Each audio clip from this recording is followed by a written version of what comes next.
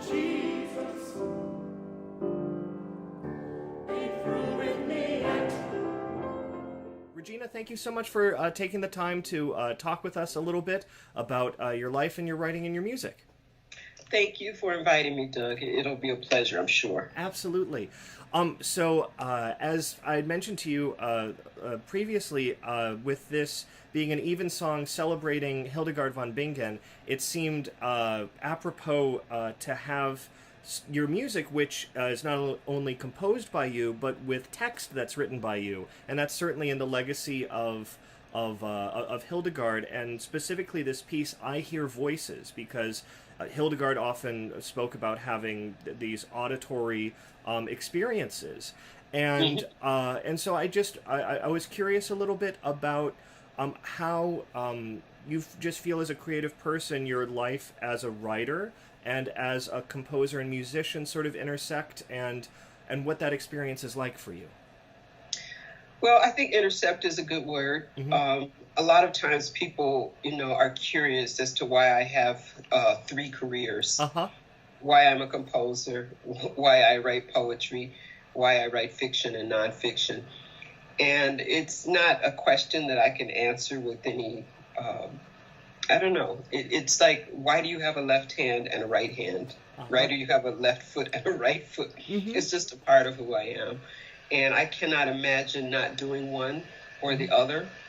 And I started not setting other people's poetry when I was working on an opera, and I was dealing with the estate of both of the people who had since passed. And it was more than it was worth. And in the midst of all of the negotiations, a thought occurred to me. You're a poet. Why are you going through this? And so I finally said to them, what if you give me permission to set these poems, but not in the context of the opera? And they said, oh. So that changed things tremendously, because they wanted to do strange things like edit my libretto. Really? I don't think so. Right. You're an attorney. Would you let me edit your brief before you go into court and argue a case? No, and I wouldn't ask you to do that. So it just is a point that brings me to the point that it's just a part of who I am. I've been writing poetry since I was 7 or 8 years old. I've been in music since I was 4 years old. So I cannot see myself not doing any of it. And fiction and nonfiction is just something that if I didn't do it, it would do me. Sure. You know what I mean? So it's something that just comes from that just sort of deep fund of creative activity that just has to be done. Right. So it's one well, and there are words in there. There's music in there. Some of the words come in the form of poetry. Some of the words come in the form of fiction. Some of the words come in the form of nonfiction. And I'm just grateful. I'm grateful to God that I, have that option. Yeah. Turning now specifically to this piece, "I Hear Voices," could you let us know just a little bit about what the history of that piece was like? Maybe some of the inspiration or the initial compositional ideas that went behind that, and probably I imagine you'll interweave the compositional elements and the textual elements in your explanation. But I'm wondering sort of which came first, if it's a chicken and egg sort of thing. I have this horrible habit. It drives my family and other people crazy that sometimes when people are talking to me, they'll say things like, I don't know, just a word. And that word will remind me of a song. And so I don't realize it unless, I was talking to my sister on the phone last night, and she was like, "Jen, are you ready to go?" And I was like, "Oh, I'm sorry. Why? What happened?" And she said, "You're humming," or... or you're singing, or you're whistling. And, I whistle when it goes out of my range, and I don't even realize that I'm whistling. I don't realize that I'm humming. So sometimes I Hear Voices kind of came to me that way, where I think it was a gesture more than anything else. One of my sisters, probably the same one, my older sister, because she and I are very close, had mentioned the setting of the Lord's Prayer that she really, really liked. And she said, "You remember that, don't you?" And I was just kicking myself because I didn't remember. She and I and all 4 of my sisters were in a group called the Girls Choir. And at one point, they had like 3,000 voices. Wow. Because it's a huge group in Chicago. It's a community chorus, and they had like different geographical choirs. And so we sang a lot of music in that particular girls' choir that still sticks with me today. As a matter of fact, one of the children's choirs that I worked with, I sang a song that I taught them a song that I sang when I was like 7 or 8 years old. And still apropos, they loved it. But anyway, so sometimes I hear voices. I kind of, went back and tried to dig up that piece that she was talking about.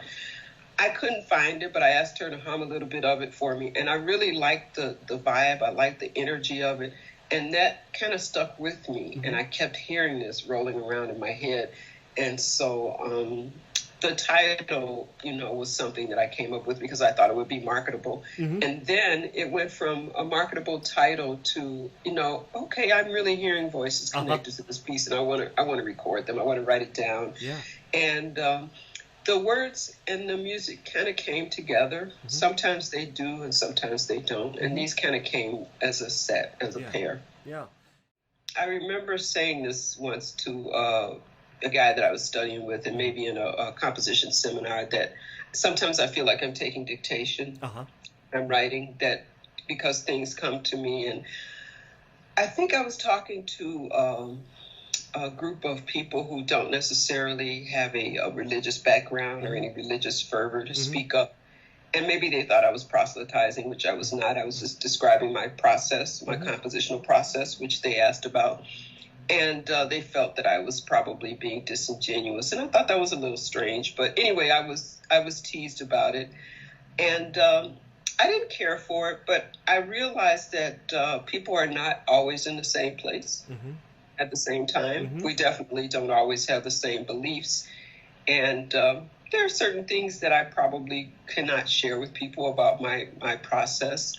I've been working a lot lately really intensely working with my head down because September is a very busy month for me, and I'm grateful for that because I know that music is feast or famine, and composition is even leaner. Yeah. And so I, obviously was trying to strike while the iron is hot. But family members don't often understand, friends don't understand that you can't, hang out with them, or you can't do this or can't do that. And I said to someone, in October, and she was like, you know what? You said that in May. I said, I don't remember being busy in May, but that's cool. I know that feeling. And I told her a story about how, when I was in undergrad, I used to hang out at the financial aid office because my dad would not allow me to borrow any money. Thank you, Dad. But anyway, the director of financial aid said to me, are you sure you want to be a composer? And I said, why? Why would you ask me that? Because he didn't really know me. I was just there begging for money. And he said, I know a composer, and it's a very lonely life. People don't often believe that he's working. They think that he just doesn't want to be bothered with people, or that he's being antisocial. And it seems like a lonely profession to other people, but I enjoy me time. And I feel sorry for people who don't like being alone with themselves.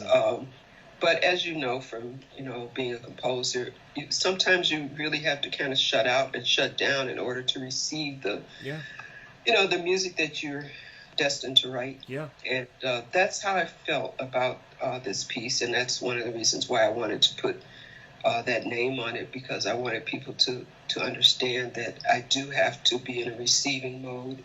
And when I think about some of the pieces that I've written, they generally start in the dark, in the sense that sometimes I'll go into a room and, turn off all the lights and maybe start, with prayer or meditation or doing some yoga. And there's no place in that process for the phone to ring. There's no place in that process for me to, play Scrabble or bid whist or any of those things that I love doing. But you just have to, if you're going to be a composer, then you have to give yourself over to it, just like anything else.